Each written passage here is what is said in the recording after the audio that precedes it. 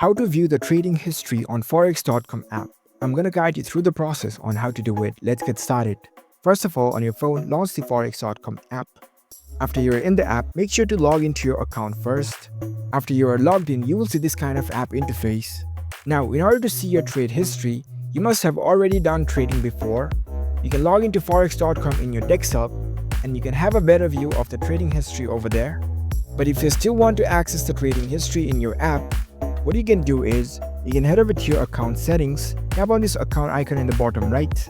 Once you're in your account settings page, scroll down and here you can see My Trading History section. Here you have two different options, whether you can select the statements or the performance analytics. Select according to your requirements. If you want to view the statements, tap on Statements. Select View Statements. You can also provide the time frame. Select the start date and the end date, and you can view the trading history within that time range. Once you select everything, you can tap on the search button and it will search for your statements.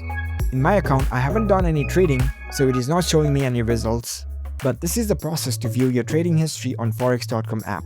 If you found this video helpful, don't forget to give this video a thumbs up and subscribe to our channel for more tech tips. Thank you for watching.